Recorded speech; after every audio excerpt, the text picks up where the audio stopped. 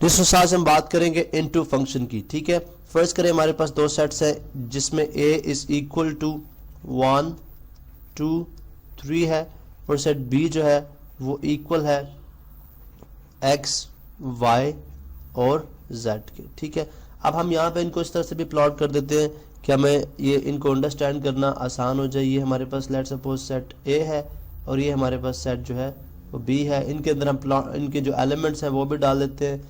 ठीक है, a के जो एलिमेंट्स हैं वो हैं जी 1 2 3 और जो b के एलिमेंट है वो है जी x y एंड z। ठीक है, अब इनटू फंक्शन बेसिकली एक ऐसा फंक्शन है जिसके अंदर हम ये बात करते हैं कि उस फंक्शन की जो रेंज है, यानी रेंज ऑफ फंक्शन जो है वो हमारे पास वो प्रॉपर सबसेट होना चाहिए b का, वो प्रॉपर सबसेट होना चाहिए b का। और दूसरी तरफ हम ये भी बात करते हैं कि रेंज ऑफ फंक्शन जो है, ठीक है, रेंज ऑफ फंक्शन जो है वो b के इक्वल नहीं होनी चाहिए, b के इक्वल भी नहीं होनी चाहिए। ठीक है, यानी बेसिकली हम यही बात करें, अगर वो रेंज जो है फंक्शन की वो b का प्रॉपर सबसेट होगा तो फिर ये अंडरस्टूड बात है कि रेंज ऑफ फंक्शन जो है वो b के इक्वल नहीं होगी। ठीक है, तो यहाँ से हम ये बात करते हैं कि कैसा फंक्शन हम बनाना चाह रहे हैं। इसका मतलब है कि हम इस तरह से कर सकते हैं, हम वन को हम कहते हैं जी 1 जो है वो जा रहा है x के साथ, यानी 1 का ऑर्डर पेयर x के साथ बन सकता है, 2 का ऑर्डर पेयर x के साथ बन सकता है और 3 का ऑर्डर पेयर y के साथ बन सकता है। ठीक है, अब हम यहाँ पे एक फंक्शन लिखते हैं, वो फंक्शन किसके इक्वल हो जाएगा जी, f इज इक्वल टू हो जाएगा फर्स्ट जो है वो 1x। ठीक है, 1x के साथ हो सकता है, ऑर्डर पेयर बन सकता है।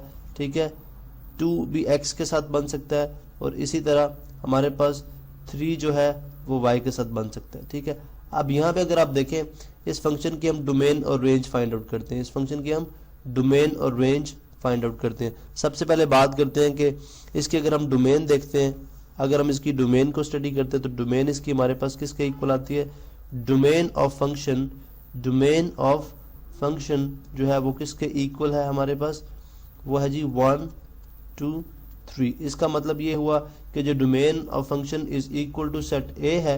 ठीक है, इसका मतलब है कि ये फंक्शन है। ठीक है, उसके बाद रिपीटिशन भी a के अंदर नहीं है।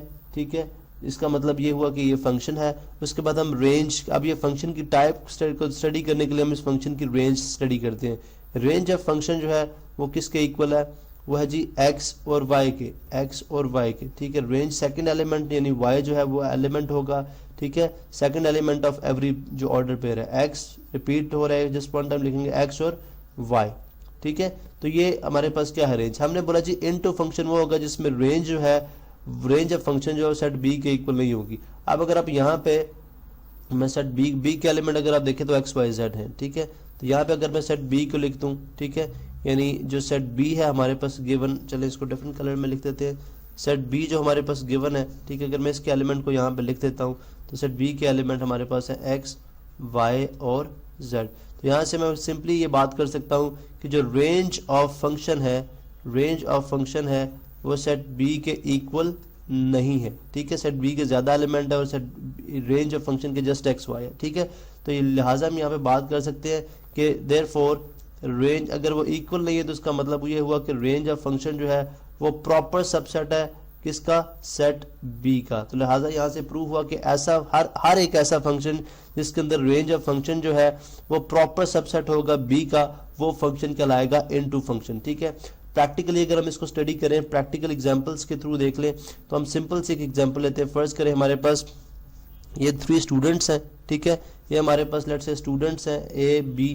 ठीक है, लेट्स सपोज इसको ये अली है, ठीक है, ये ज़ारा है, ठीक है, और ये तस्नीम है। ठीक है, चलिए ये हमारे पास 3 स्टूडेंट्स हैं, अली, ज़ारा और तस्नीम है। इनके कैपिटल अल्फ़ाबेट्स लिख रहा हूँ, सिंपल। ठीक है, अब ये हमारे पास चेयर्स हैं। ठीक है, ये चेयर 1 है C1, ये चेयर 2 है।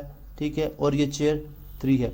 अब हम इनके ऑर्डर पे इस तरह से बनाना चाहते हैं कि अली, ज़हरा और तस्नीम इस तरह से बैठे कि हम इस तरह के से उनके ऑर्डर पेयर्स बने कि हमारे पास जो चेयर C है वो उसके ऊपर स्टूडेंट, उसके ऊपर जो है कोई स्टूडेंट ना बैठे। ठीक है, यानी आप यूँ समझे कि ये चेयर हमारे पास क्या है, रिजर्व है। ठीक है, तो फिर हम इस पे पॉसिबल आउटकम्स, ये ऑलरेडी रिजर्व है, रिजर्व पे पहले ही कोई बंदा, हम यूँ बात करते हैं कि ये रिजर्व है, इस पे नहीं बिठा सकते। तो गिवन जो हमारे पास सेट है उसके अंदर चेयर 3 मौजूद है लेकिन वो रिजर्व है। तो इसलिए हम जो सिंपली बात कर सकते हैं कि जो गिवन स्टेटमेंट के अंदर जो हम यहाँ से सेट बना सकते हैं कि अली जो है वो चेयर पे 1 पे बैठ सकती हैं, ज़ारा चेयर 1 पे बैठ सकती हैं, या जो तस्नीम है वो चेयर 2 पे बैठ सकती हैं। तो चेयर 3 हमारे पास जो है वो ऑलरेडी रिजर्व है, इस पे कोई स्टूडेंट नहीं बैठेगा। तो इस गिवन कंडीशन के अंदर जो सेट बनेगा वो इनटू फंक्शन के जो है वो इनटू फंक्शन के लिहाज से हम उस सेट को बना लेंगे।